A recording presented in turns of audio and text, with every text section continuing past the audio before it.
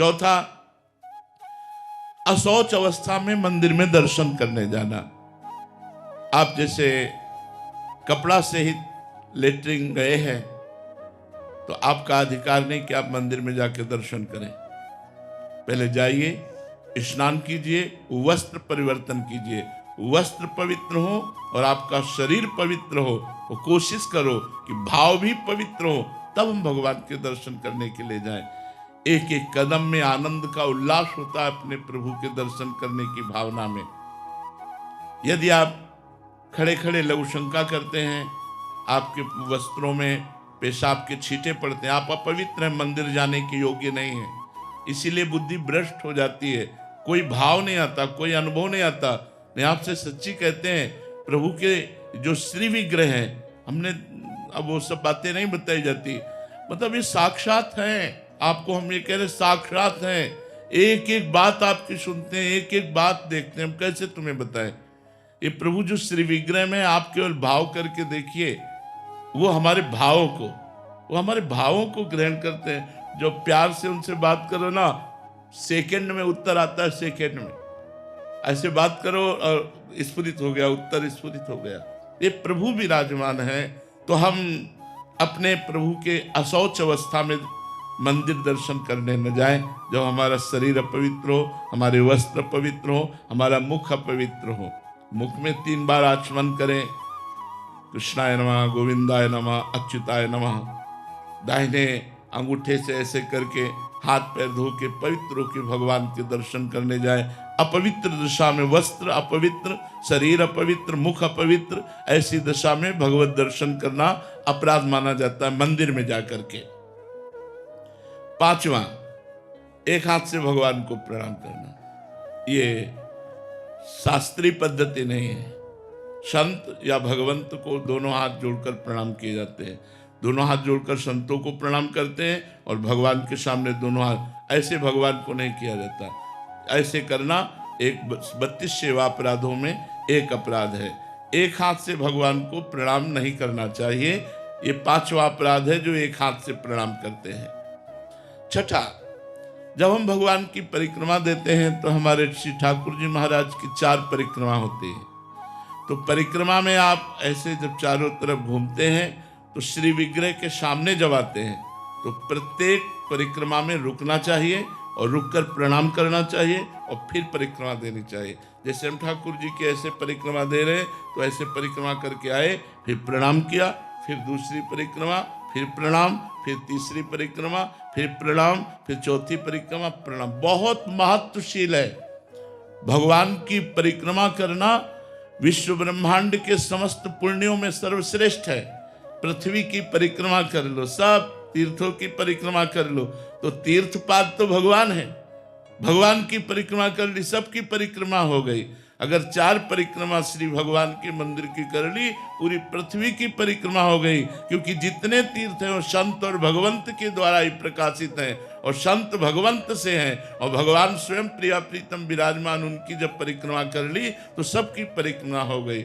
4 परिक्रमा और ऐसे रुक करके, जो बिना रुके हुए ऐसे घूमते रहते हैं, वो 32 सेवा अपराधों में ये 6ठा सेवा अपराध है।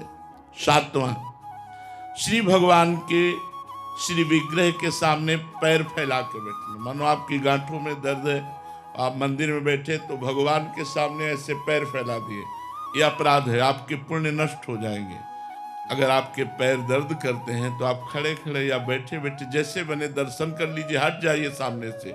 उनके सामने ऐसे जो नहीं जानते हैं वो और पैर ऐसे सामने फैला दिए, वो अपराध है। भगवान के श्री विग्रह के सामने ऐसे पैर करके फैलाना, ये 32 सेवा अपराधों में 7वां सेवा अपराध है।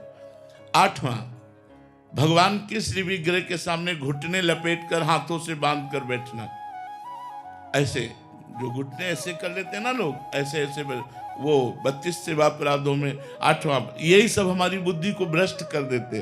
बोले मंदिर गए लेकिन कोई लाभ नहीं ले पाए, तो ये सावधानियां हैं। 9वां, श्री भगवान के श्री विग्रह के सामने बैठ गए और जपना चाहिए मंत्र धीरे धीरे। आलस्य, प्रमाद, सोना।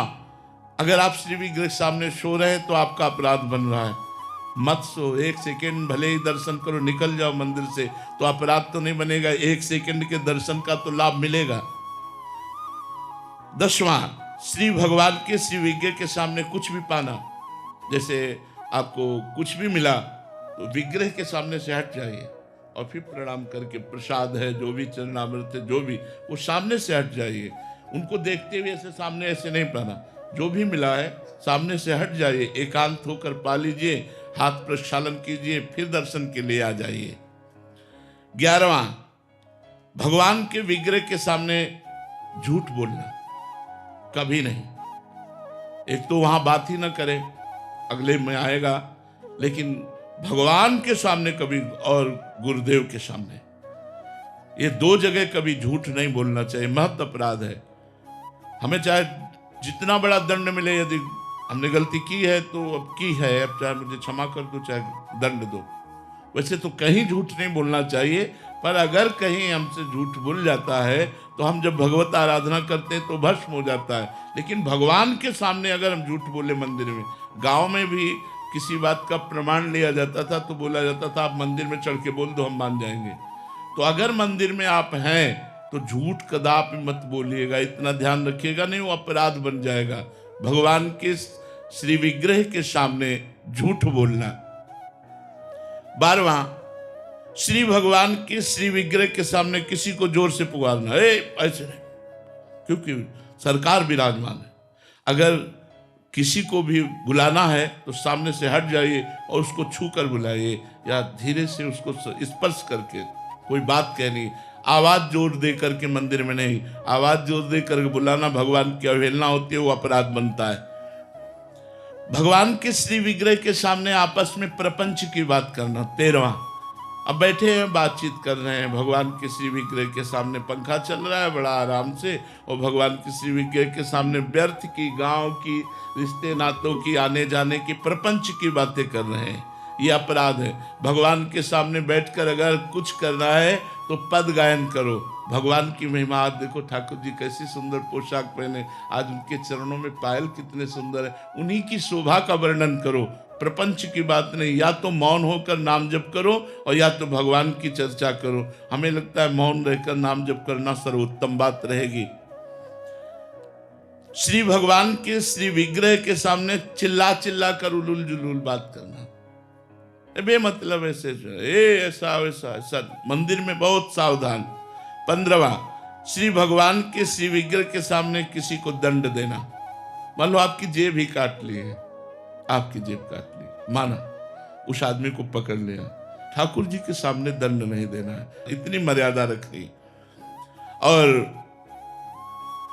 16वां, श्री भगवान के श्री विग्रह के सामने किसी को पीड़ा भरे कट वचन बोलना, मतलब गाली गलौज, ऐसे गंदे वचन बोलना, या ऐसा शापित वाली बात करना, ऐसा कुछ भी बोलना। या श्री भगवान के श्री विग्रह के सामने किसी पर कृपा करना नहीं, सरकार विराजमान है, वो मान लो कोई कह रहा है कुछ भी वो प्रभु विराजमान, उनसे बात करो, इसमें चुप रहो, शांत। श्री भगवान के श्री विग्रह के सामने निष्ठुरता भरा व्यवहार करना,